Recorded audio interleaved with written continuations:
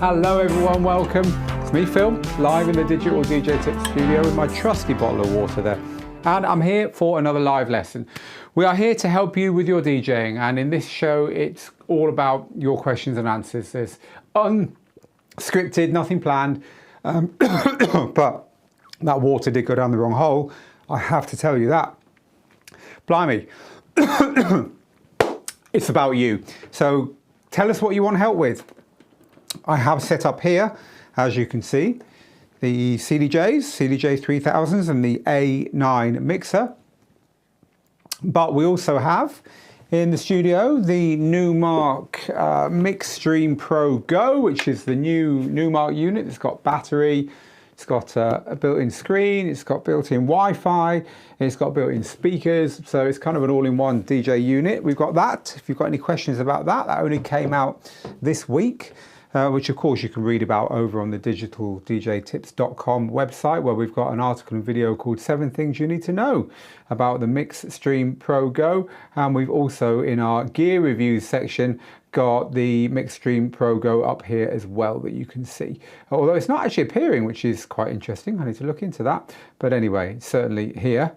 You can find it on the main homepage there. So we've got a video as well. So lots of information about that, but it isn't really about either of those things if you don't want it to be. You can talk to us about anything you want. As always, we've got, as you probably know, if you know Digital DJ Tips DJ School, we've got all the gear you can imagine around us, old and new, mixers, controllers, books, records, samplers, synthesizers, audio interfaces, microphones, lights. But not only gear, we could talk to you about your music, about your gigs, about your promoting your DJing, about, you know, how everything plugs in. Whatever you want to talk about, we're here for you. And I'm here for about the next 40-45 minutes to do just that. So welcome. It's great to be here as ever. So lots and lots of you already saying hello over on our socials. We've got a whole, we have a whole panel here. I'll give you a sneak preview into it. Here we go. It comes in with all your comments on. So thank you very much if you're one of our early people live on YouTube, Facebook or Twitch. Hello to Don and Paul, DJ John Roback, DJ Baldrin, who's got his coffee ready in Washington State, Keshir in the Windy City, Robert in the Netherlands, to Jill Orent, who says, good morning, everyone. I'm finally getting to catch this live. And hello to my team as well. Right, questions. Do you have any news about the new Engine OS 3.1 and 3.2 updates that are coming soon? Says Zombie Pixel US. So yes, Engine, the operating system that runs this, the Numark Mixstream Pro, Pro Go and Pro Plus, but also the Denon DJ Prime 2, Prime 4, SC 6000 and the SC Live 4 and 2. That operating system is constantly being updated, and there's some great new stuff coming. There's heads-up display, there's for the pads, there is a daylight mode, and I've been hearing sniffs, just little sniffs, about some of the very big features that you see in DJ software that have never come across to standalone gear. Do I have any news about Engine OS 3.1 or 3.2? Well, actually, in our piece about the Mixstream Pro Go on Digital DJ Tips at the moment, we have got a little box out full of kind of information about what's coming for the software. It's this little box out here that says Engine DJ's rapid development continues. And in there, we have got confirmation of a few rumors. So a heads-up display for the performance pads, giving you touch screen access. If that hasn't dropped already, it will very soon. You probably know there's already a sampler, but there's some interesting stuff here. So smart playlists are coming. This is playlists that work by rules, not by you having to drag tracks into them. As I just said, a day mode, a Bluetooth in, which is really cool, so you can hook your phone up to this gear and play playlists directly from, say, your phone. But also, yay, fuzzy key mixing. So fuzzy key mixing is the way we have taught key mixing here at Digital DJ Tips for many, many years. It's a way of key mixing that means any track can mix into any other track with just a small movement of pitch, up or down by no more than 1 or 2 notes. And that means that usually it'll work. And so this is something that you can do on all DJ gear, most DJ gear anyway nowadays, but you have to do it manually. And the key sync buttons don't tend to do it the way that we teach it, which means that your key sync button might send your music way off, way too high or way too low, which makes key sync useless. Now, one piece of equipment that does do it properly, funnily enough, is the Pioneer DJ CDJ 3000 setup, which does it really, really well. Pioneer DJ's Rekordbox does it. DJ Pro AI from Algorithm does it as well. The new DJ Studio app uses fuzzy key mixing as well. And the good news is it's coming to the Denon DJ engine software. I think that's a really big thing, because what it means is you can hit key sync and it'll probably sound all right. I mean, in one sentence, that's what's going to happen. So that's all coming. I haven't got dates. I don't know what order those features are coming, and there are other features coming as well that we've heard about, but that is hopefully a big taster of what's coming for that platform. It's very exciting. It's an exciting platform. Michael says, I've got my tea and biscuits at the ready. This is my favorite show of all week. Oh, well, if you're watching the replay of this and you haven't been able to be with us live, we do this through the school term time. Pretty much all year round. So if the kids are at school, we're here. You're at school as well, we're teaching. We do it on a Thursday at 3 p.m. London, 10 a.m. Eastern. And I'm here to answer your questions on Facebook, YouTube and Twitch. We do this for our students inside our student groups in a much smaller group, and give people a bit more of our time, but we do it publicly once a week as well. So that's what you're watching if you're watching the replay. And you can still ask questions. Ask them in the comments underneath and my team will try and get to you. But everyone on this list here is asking questions live, which is great because I can hopefully help as many people as possible right here, right now. Robert says the internet seems to be working again in Gibraltar. Oh God, the story about that. This whole studio, we had no internet for 5 days. We had a simple switchover of one service provider to another that changed our upload speed from 20 megabytes or megabits, I'm not sure which one's right, to 1,000. Which is a 50 times increase. Worth doing, right? Yes, it is worth doing, but they messed it up and we had no internet for 5 days. I was literally outputting our lessons from here onto a hard drive and running home and uploading them, checking my internet, checking my emails, doing my research, running back here, filming another lesson. Lucky my home's only 5 minutes away. But yes, we've got our 1 gig up, 1 gig down internet here now, and it's wonderful. Whole 4K lessons are uploading in seconds and when it used to take hours. So yeah, I'm very pleased, but it did take a little while. Right. Anyway, less about us, more about you. Thank you for that. Thank you for that, Alexandre. Who was it? Robert. Yes, they are all working. So Alexandre says, can you give us some tips on organising folders of tracks? Thanks. Yes. All right. Well, let's just talk about organising your music. So here's a few tips. And we cover this in a lot of depth in our DJ course, in our complete DJ course. Of course we do. But let me give you a few tips. When you're organising the music in your software, number one, make sure the metadata is correct. And that means the artist, the title, the year of release, the date that you added it to your DJ software, because quite often we remember our more recent and further away tunes, and your genre, make sure your genres make sense to you and so on. Make sure all that information is correct, because then you don't have to worry a lot of the time about sorting into folders or playlists. You can just click on the column. So you want all the tracks from 1978, you're doing an original disco set, click on the year column, scroll down, there they all are. You want all the tracks in a certain genre, click on the genre column, scroll down, there they all are. You want all the tracks by a certain artist, click on the artist column, scroll down to that artist's name, they're all together. So then you can highlight all those tracks and drag them off into a playlist quickly and then do some extra work. So make sure all the information is correct. I'll give you 3 tips today about this. That's number 1. Tip number 2, use smart playlists. Smart playlists, intelligent crates, whatever they're called, all different software has different names for it. As we've just talked about, they're coming to Engine DJ as well, are ways of having playlists organized without you having to manually add tracks to them. So let's say you are a DJ that likes to play 1990s vocal house, right? So you would set up a smart playlist that said, give me all the tunes that are from 1990 to 1999. That genre is vocal house. And then whenever you add or remove tracks from your collection, that playlist will automatically get bigger or smaller. And so that's another good way of organizing your life. You can have an inside software, like for instance, in Rekordbox, which is such an incredible platform for organizing your music. This is Rekordbox. I've got this open. because we're currently making a new course called Rekordbox Made Easy. So I'm currently doing a lot of work in Rekordbox. I'm just going to go to a full browser mode in Rekordbox. Right, so here's my browser. In Rekordbox, on the right hand side, you get this little tag here, and you can tag your tunes in all kinds of brilliant ways. So you can not only tag them properly by genre, you don't have to use the main genre column, you can actually tag them here by genre. So you can have tunes in more than one genre, which is the big benefit of that.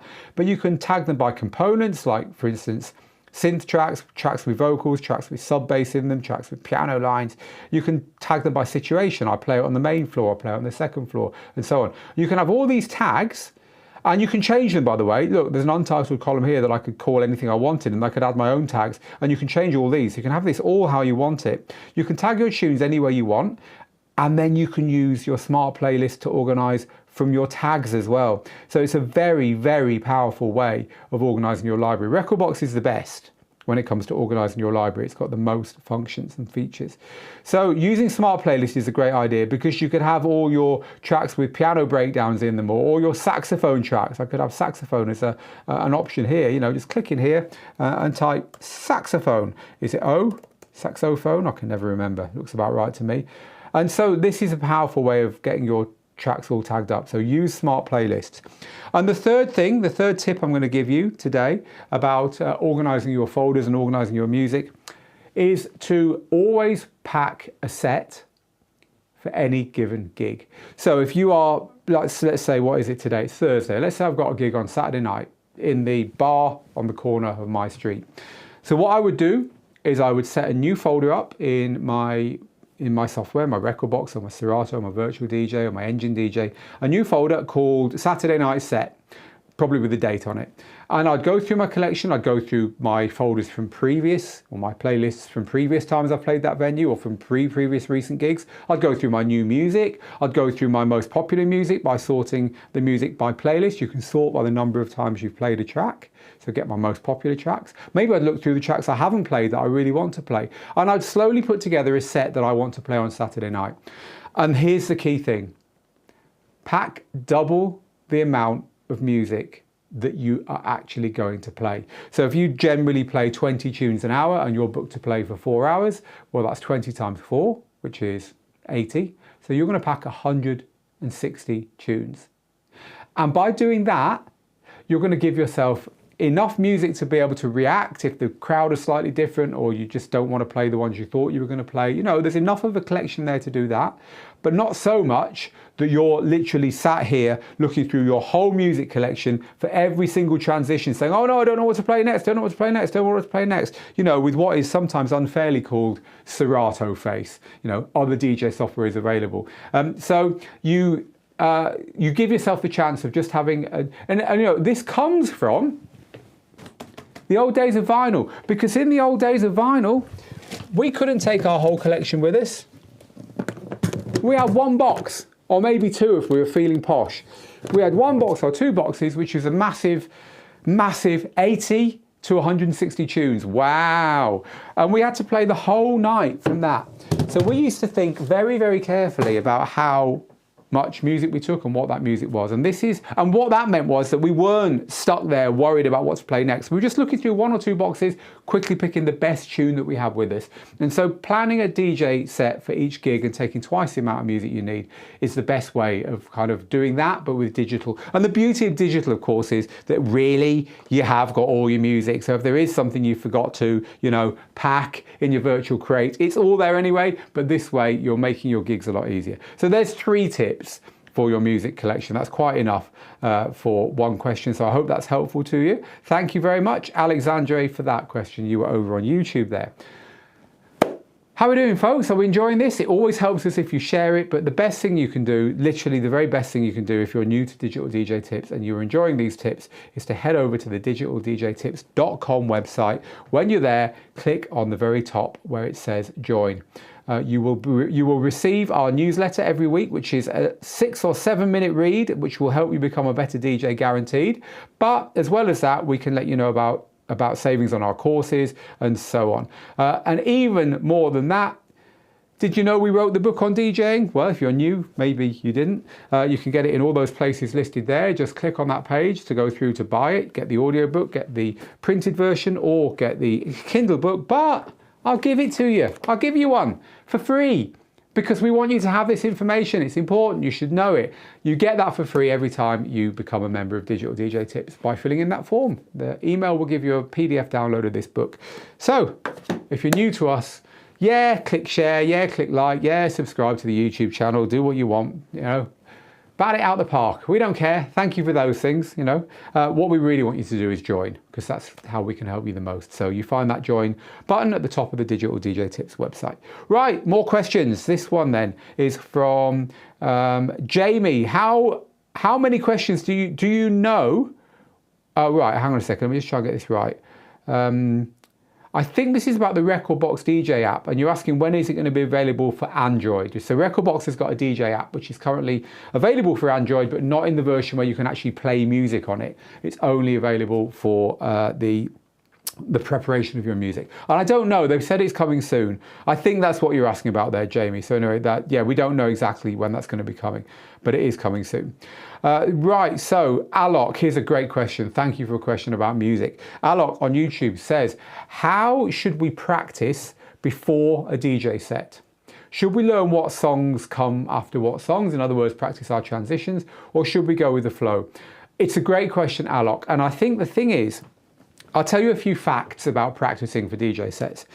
The more DJ sets you play, or the further your career goes on, the less you practice. So imagine, I'll try and do a graph here.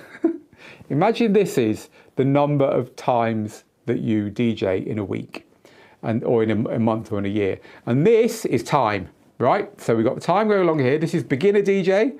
This is experienced DJ. These are the years of DJing. And these are the number of DJ gigs you play, right? As the number of gigs you play, it's going to be that way, isn't it? I can't do a mirror image. Anyway, as the number of gigs you play goes up, right? The number of times you practice goes down, right? So you're going to end up only having 1 gig a year, but practicing an awful lot. Then your gigs are going to become more and more frequent. At some point, you're practicing and gigging about the same amount. And as you become more successful and as your gigs become 5 nights a week, your practice becomes 0. Like literally, I don't know any DJs who are hugely experienced, playing all the time, who are doing anything more than a little bit of practice at home. Because you're practicing as you DJ, because you're doing it live. You know, you become the kind of DJ that everything happens in front of a crowd. So you should be practicing, yes, but don't worry about it. Don't think that practice is something that you have to do forevermore. It's just one of those things that ultimately you want to be DJing every day or two, right? You don't want to be losing the skill. So whether you're doing it in front of a crowd or practicing at home doesn't matter. That said, I think that when you're practicing for a set, there's a couple of things you can be doing. And we always talk about it as micro and macro, right? So micro is when you get on your gear and you say, right, I'm going to get this transition right between this song and this song if it kills me. And you spend an hour practicing that transition, right? Getting it just perfect, getting your filters right, getting everything perfect. And then that's all you do in your practice session. But at the end of it, you've got a great transition, right? That's micro, that's a small thing. This is really useful because it's teaching you to be accurate. It's teaching you to get something that sounds really good just right. Now, macro is when you say, in today's practice session, I'm going to pretend I'm in the venue doing the gig. And you're going to literally play that gig beginning to end. If you mess up, you're going to deal with it because, hey, that's what you're going to be doing in real life, right? So this is giving you a different set of skills. This is giving you confidence. It's giving you practice at what you're going to do if things go slightly wrong in the transitions. And it's going to get you into the frame of mind that you're going to be in when you're playing because you're practicing the gig. And you said, I'm going to do it beginning to end with no interruptions, whatever happens, right? So I think either of those things can be useful. And as you get closer to the gig itself, that's the time that you should be doing the practicing the gig itself. Further back from a gig, like a few weeks out, yes, definitely practice your transitions and so on. If you follow our advice and take twice the amount of music that you need, then you're going to find that on the night, this all comes together because you'll have practiced transitions between certain songs in that collection that you take with you, but also you'll be used to playing the equivalent of a whole gig from that collection that you've taken with you. And so it kind of all dovetails together as you get closer to the gig. These are all the individual mixes you've practiced, and this is all the times you've practiced the whole gig. Bang, you get there, You've got twice the amount of music you need. You've practiced a lot of transitions with that music, and you've also practiced just playing a whole gig with that music. You're ready. And if you do that at first, when you aren't getting many gigs regularly, you find that over time, you don't need to practice anywhere near as much. And the gigs hopefully will pick up as you become a more experienced and better DJ, because people book better DJs more than they book mediocre ones, and no one's good at the beginning. And then that's how it'll pan out. But thank you for the question, Alok. That's a really, really good one. And in answer to the go with the flow or practice all the time, well, your gig's going to be a mixture of the two. You're going to do a few transitions you practice, but you're also going to be going with the flow. Awesome. There's some really, really good questions here today, people. Thank you very much for asking them.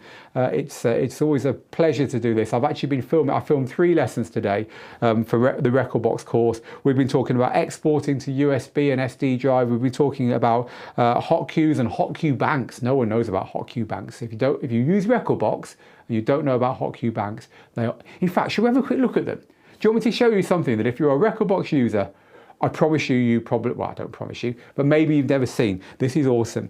It's something that people don't do enough. So let's get away from your comments just for a second. Oh, by the way, this is how we control our live streams. See all this? You see, we've got an audio mixer there. We've got all our cameras coming in here. This is where we are now. I'm actually showing you camera 7, which is the screenshot.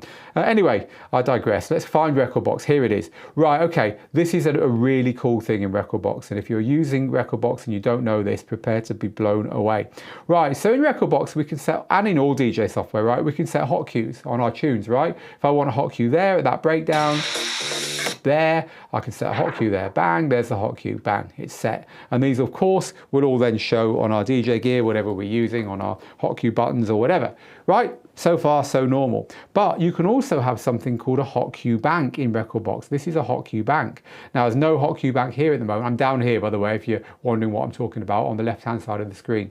I can click in here and I can create a new hot cue bank. Now, a hot cue bank is a list of hot cues, right? Which I can put in here. So for instance, if I want that one there to be here, I just click on A. So this hot cue is now there. But it's given me the name of the track as well. Now, why would it do that? Because I can drag another track into here and I can say, okay, I want a hot cue on this track. I love to play that bit there on this track. I can go to there, I can go back to my hot cue bank and I can put another one in there. And I can put another one with another track and another one with another track. I can have 8 different tracks with 8 different hot cues here. And these can be triggered from our DJ gear if you're using CDJs or XDJ gear, this kind of gear. And also they can be triggered from the screen. So here I could be playing this hot cue here on that track. This is the track at the top will now change back to this one. And I could change to this one. This is on a different track entirely.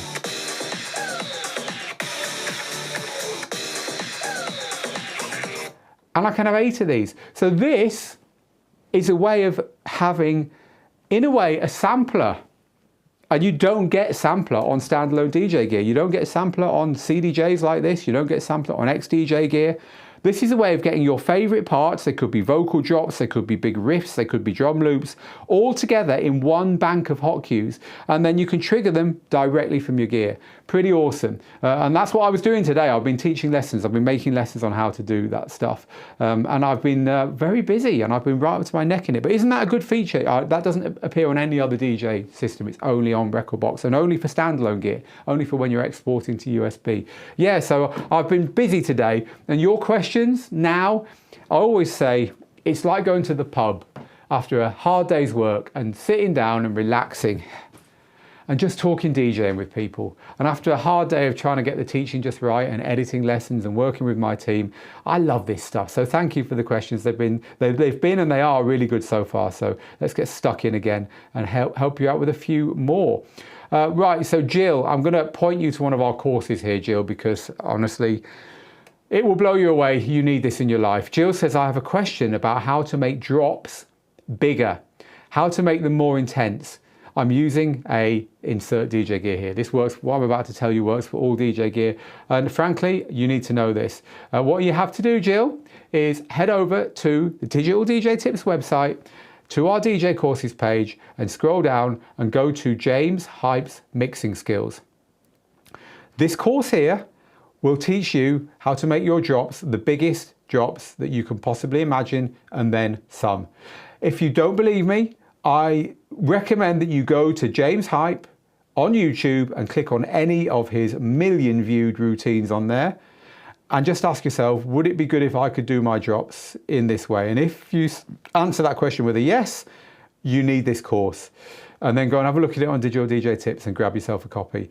This course is the biggest piece of training we've got that literally teaches you how to turbocharge your drops and do the kind of drops that will make 100,000 people go mad in a football stadium if you're DJing there at a biggest festival in the world or anywhere else in that in that case. But yeah, the James Hype course is the one for you.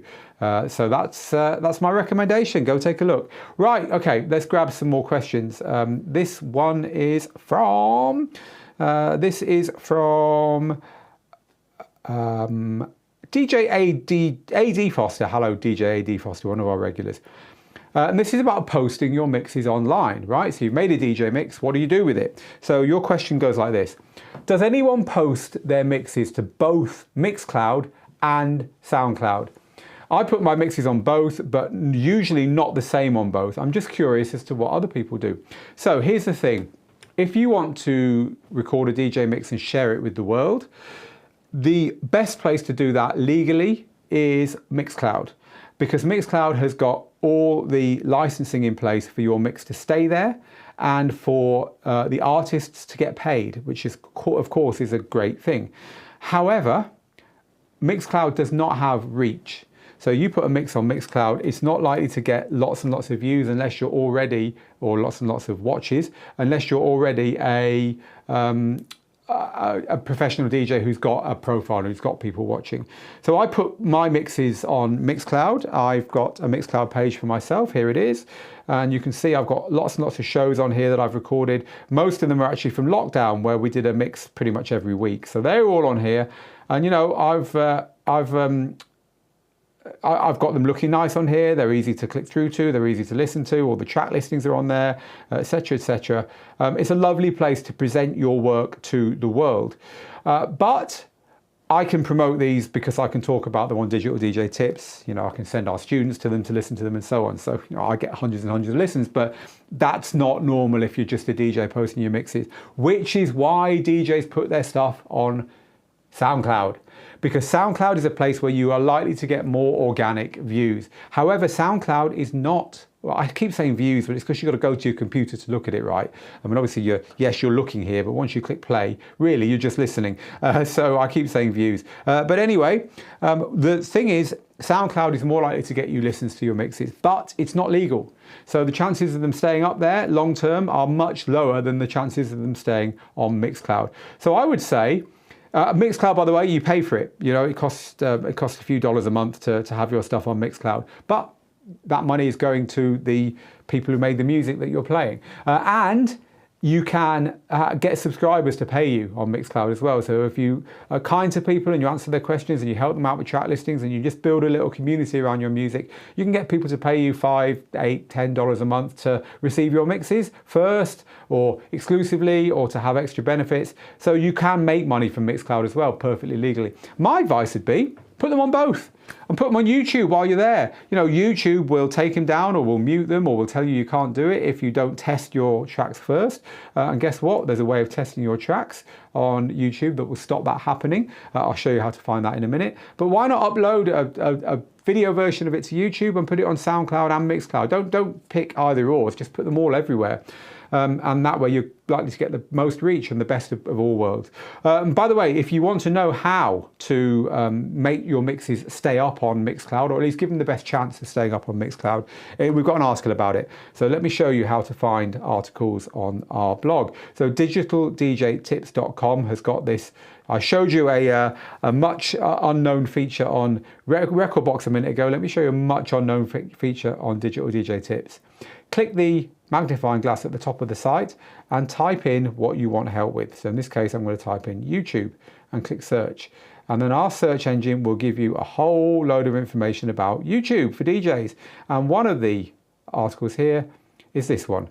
3 vital steps for DJing on YouTube without copyright hassle. Take a look there. There's also a video where I personally talk you through it, and we talk you through all the steps as well, so you can avoid that happening. to you and your music. So go take a look at that article if you want to post your mixes safely, or as safely as possible anyway, on YouTube. Okay, let's go back to your questions then.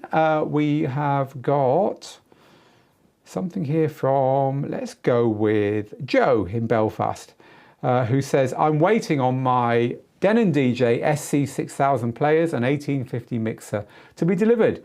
What's the best way to connect it all with digital outputs or RCA phono? Right, let's talk about digital outputs from DJ gear.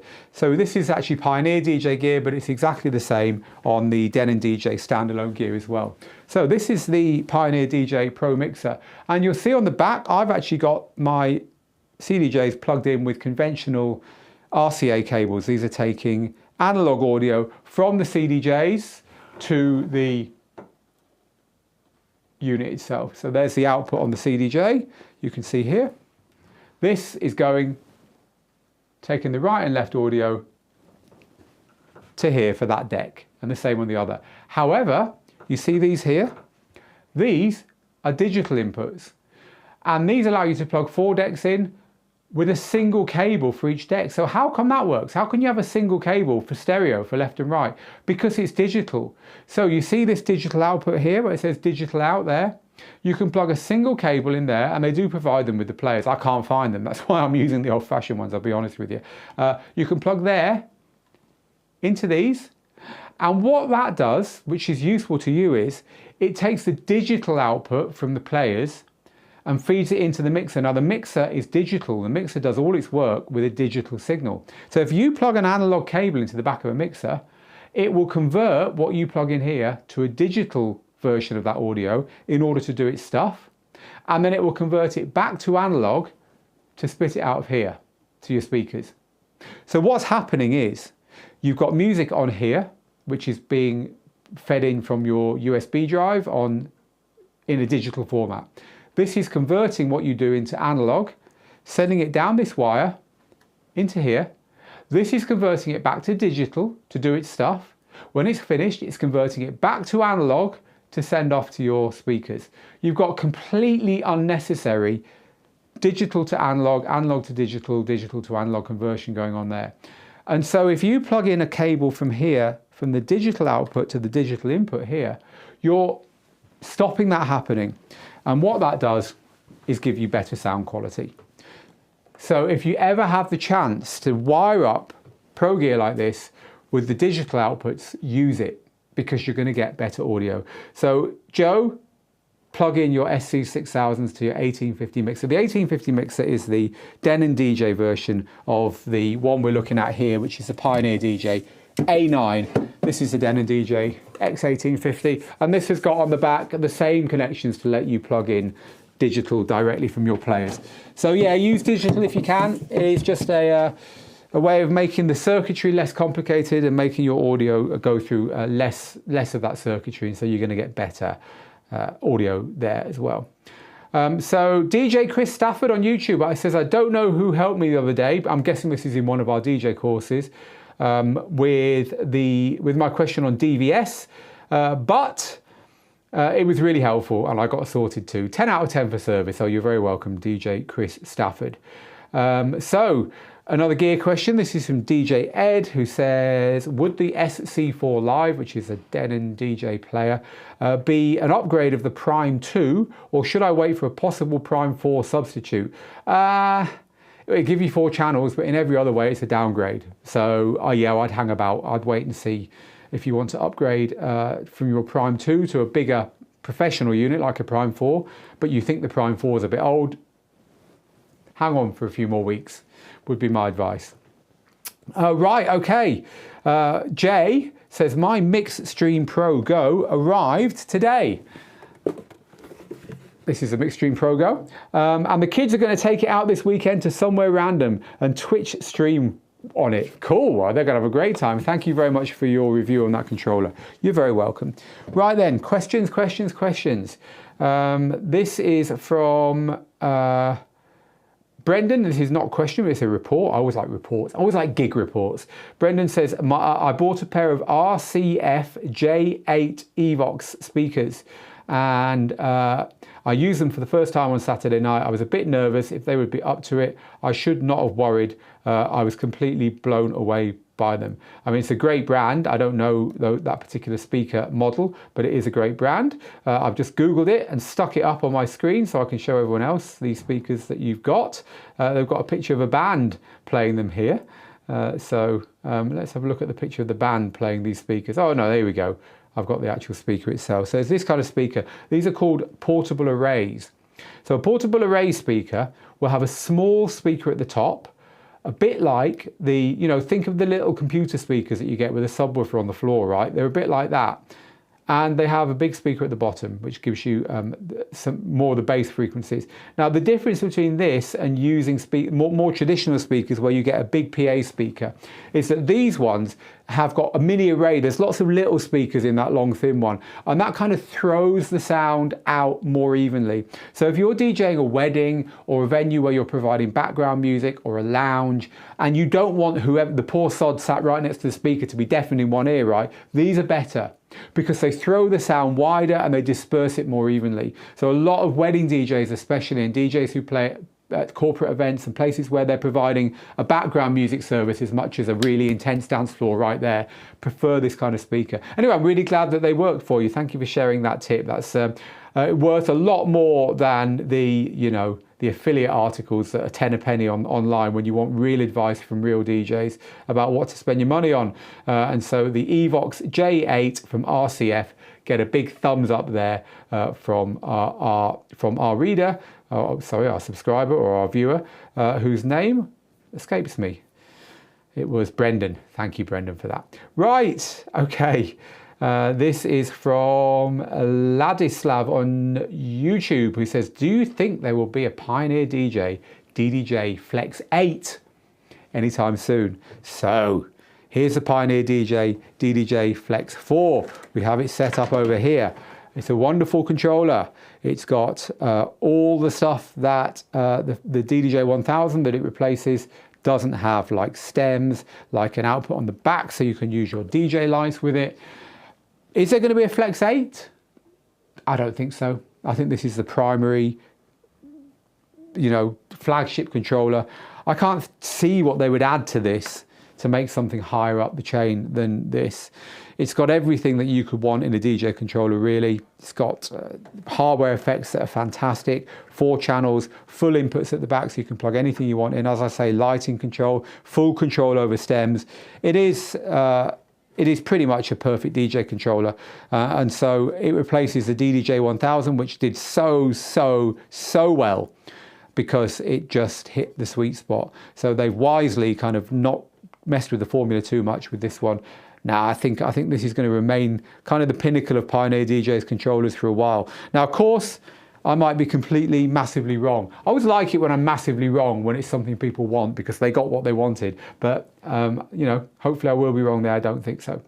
Right, okay, let's grab another question here from... it's just a bit of input really on this one, because a few people asking how long the battery lasts on this. And we didn't have time to test that. We know it lasts 2.5 hours because that's how long it took us to mess around with it to write our review. But apparently Mojax has made it last for 4 hours, which is pretty cool. All the discussion about key mixing, says the doc over on YouTube. How reliable do you think mixed in key is?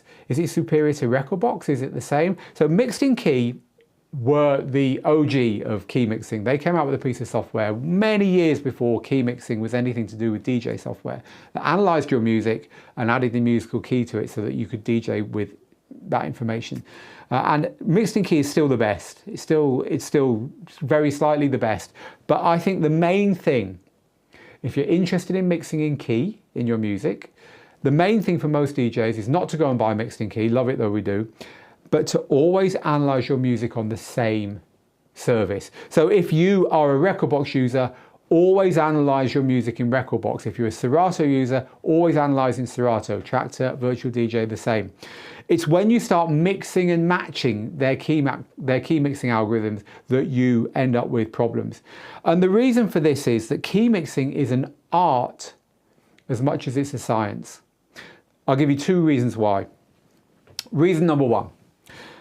there are, for argument's sake, there are 16 musical keys. There's 8 musical notes. I mean, there's more than that, but let's just say to keep it safe. You know, you've got C, D, E, F, G, A, B. You've got the ones in between as well, but just to keep it safe, keep it simple. And they can be majors or minors. So you can have A or A minor, B or B minor, C or C minor. Now, out of those keys, there are always pairs. So C and A minor use all the same notes. So they're 2 paired keys. And it works with others as well. F and D minor, paired, right? So out of our 8 keys, and yes, I know there are more. Out of our 8 keys, we suddenly got, we've got pairs, right? So we've got 16 in total, but they're paired up. And so some DJ software will say, oh, this song is this one. Other DJ software say it's that one. Even though the 2 actually use all the same notes, and you can happily mix those tunes together in those 2 keys. So if you use Rekordbox sometimes, Virtual DJ other times, Serato other times, it will tell you different keys for each track, but they're not different. And there are other relationships as well. C is very closely related to F, which is very closely related to G. And so some software might guess a song in C, other software might guess it's F, other software might guess it's G.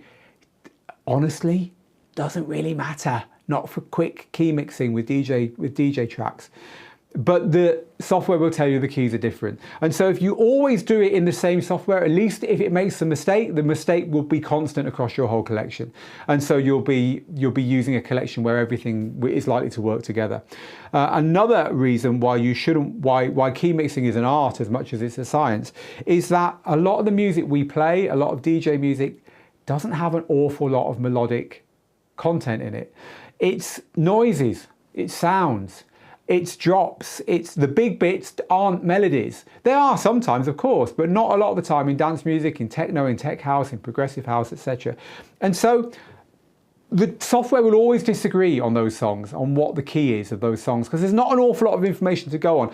It's like giving someone, you know, quite often on game shows on TV, they'll show you a tiny bit of a picture and say, and slowly zoom out, and everyone's got to guess what it is, right? Because they started with so little information, people are making wrong guesses or they just haven't got a clue. It's the same with analysing key in a lot of the music that we play as DJs. There's not enough information there for the software to make a good guess. So different software will make different first guesses that might be wrong. And so that first guess might be the best they've got because the track is a techno track with one noise and a kick drum, right? So hey, so at least your software will make the same mistake every time, whereas other software might make different mistakes. So the real thing is stick with the key software you choose and don't go anywhere else. And if you do want to reanalyze your, if you say, you know, I've changed my mind, I want to use mixed in key, it's the best. Reanalyze your whole collection. Don't just do bits of it. So I hope that's useful.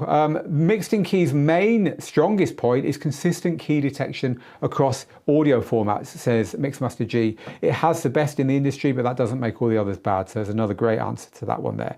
Thank you very much.